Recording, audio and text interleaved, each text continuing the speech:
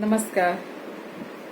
मैं कुमारी नूतन नव श्री प्राथमिक विद्यालय कटहरा प्रखंड बेलहर जिला बांका की एक शिक्षिका हूँ।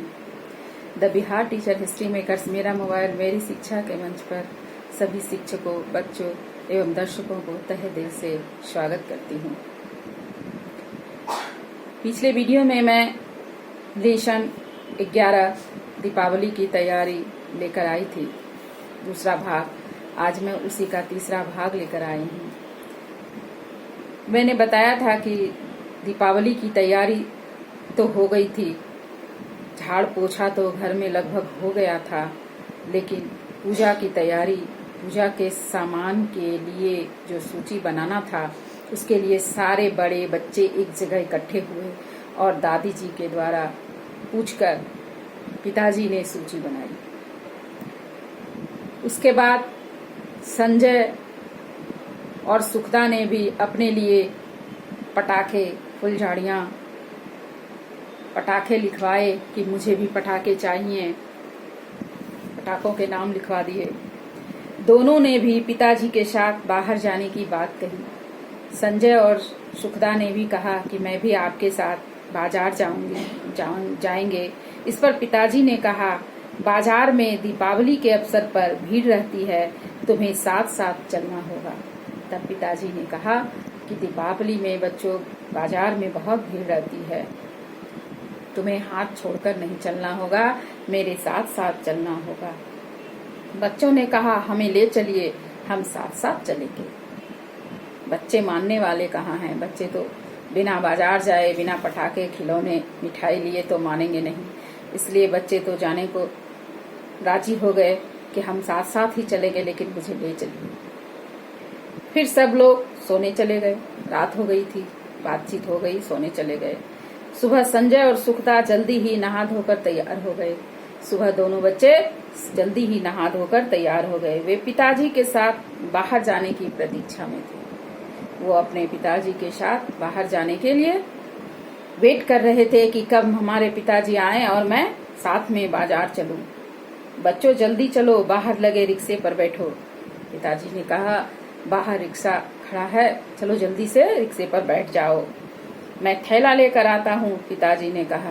पिताजी ने कहा, मैं थैला लेकर आता हूँ, क्योंकि बाजार जाने पर तो बिना थैले की तो होगी नहीं, थैले में तो सारे सामान आएंगे, इसलिए थैला लेकर मैं आता हूँ, पिताजी ने कहा। बाहर रिक्शे के साथ करीम चाचा खड़े थे। बाहर रिक्शे के साथ करीम चाचा खड़े थे। बच्चों ने कहा, अरे करीम चाचा, आप तो हमें रोजाना स्कूल ले जाते हैं, आज कैसे आना हुआ? देखा कि रिक्शे वाला करीम चाचा हैं, जो बच्चों को रोज स्कूल लेकर जाते थे। तो पूछता है कि आप तो स्कूल लेकर जाते थे, आज यहाँ कैसे आ गए? आश्चर्य हुआ बच्चों को देखकर। हाँ बच्चों, आज मैं तुम्हें बाजार ले चलूंगा, बाजार में बहुत भीड़ है, तुम लोग इधर उधर मत जाना, करीम चाचा बोले। तब करीम चाचा बोले कि हाँ बच्चों, आज मैं स्कूल तो नहीं, छुट्टी है, इसलिए स्कूल नहीं जाऊंगा, मैं तुम लोगों को बाजार ले जाऊंगा। बाजार में बहुत भीड़ है, इसलिए इधर उधर मत घूमना। कुछ ही देर में वे बाजार पहुंच गए।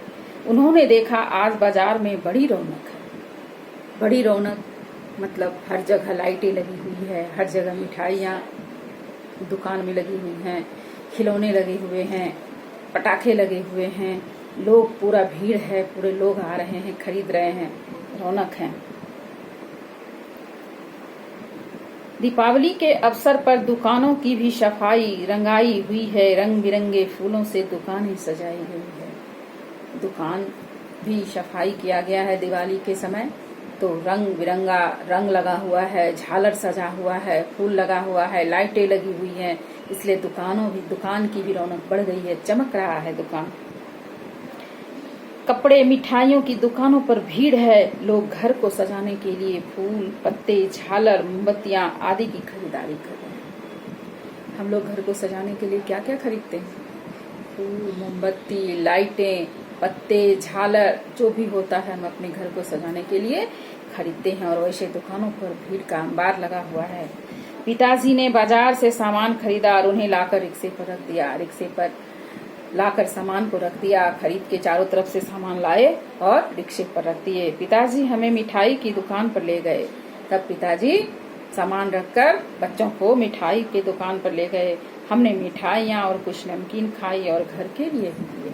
बच्चों ने मिठाइयाँ और नमकीन खाई और कुछ घर के लिए भी ले लिए।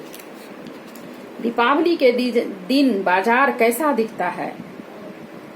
चमकता रहता है, रौनक रहती है बाजारे में। हर जगह सफाई, साफ सुथरा दिखता है दुकान, रंग बिरंगा दुकान दिखता है ना जी। कहीं झालर सजा हुआ है, फूल से सजा हुआ है, लड़ियां लगी हुई हैं, रंग बिरंगे रंग लगे हुए हैं। आप बाजार से कौन कौन सी चीजें खरीदते हैं? आप भी बताइए कौन कौन सी चीजें हम लोग बाजार से खरीदते हैं। आप भी खरीदते हैं? मिठाई खरीदते हैं, मूर्ति खरीदते हैं पूजा करने के लिए, पूजा का सामान खरीदते हैं, रंग बिरंग की झालरें खरीदते हैं, नहीं मिठाई खरीदते हैं, घर को सजाने के लिए बहुत सारी चीजें खरीदते हैं। दीपावली के दिन क्या आपके घर की भी मिठाई बनती है? आपके घर पर भी मिठाई बनती है? मिठाई कौन बनाता है तथा कौन कौन सहयोग करता है? क्या आपके घर में दीपावली के दिन मिठाई बनती है? यदि बनती है तो कौन बनाता है? उसका साथ कौन कौन देता है? क्या आप लोग भी साथ देते हैं मम्मी पापा का मिठाई बनाने में? करीम चाचा ने सभी सामानों को ठीक से रिक्शे पर रखा। हमारा रिक्शा घर की ओर चल पड़ा। तभी सुखदा और संजय को जोर की उबकाई आने लगी। दोनों ने देखा सड़क के किनारे कचरे का ढेर पड़ा है। जा रहे थे रिक्शे पर सामान रखकर। दोनों बच्चे बैठे थे और पिताजी बैठे थे। करीम चाचा रिक्शे लेकर जा रहे थे तो रास्ते में क्या देखते हैं कि कूड़ों का ढेर पड़ा हुआ। उसको देखकर दोनों बच्चों को उल्टी जैसी आने लगी। मन मचलने लगा। छी, कितना गंदा है, कहते हैं ना हम लोग। देखो संजय, सड़क पर कितना कचरा पड़ा है। सुखदा बोलती है, देखो संजय, सड़क पर कितना कचरा पड़ा हुआ है। हाँ दीदी, सभी ने अपने घरों तथा दुकानों से निकला कचरा यहाँ लाकर फेंक दिया है। संजय ने कहा, जितनी भी सफाई हुई है दीपावली में, सारे दुकान वाले, घर वाले सारे कचरे यहाँ लाकर रख दिए हैं। आप घर से निकले कचरे को कहाँ फेंकते हैं? इसे कहाँ फेंकना चाहिए? आप जो घर में सफाई करते हैं उस कचरे को कहाँ फेंकते हैं और कहाँ फेंकना चाहिए? हमें अपने घर से सफाई किए हुए कचरे को कूड़ेदान में फेंकना चाहिए।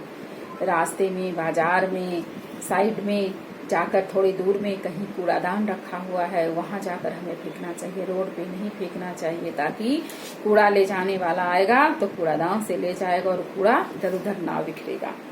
बाजार भी साफ सुथरा रहेगा। कचरे से दुर्गंध क्यों आती है? क्योंकि उसमें बहुत सारी गंदी गंदी चीजें रहती हैं, सड़ जाती है, बहुत दिन तक रहती है। खाने पीने की सामानें वो सड़ जाती हैं, इसलिए उससे गंध आती हैं।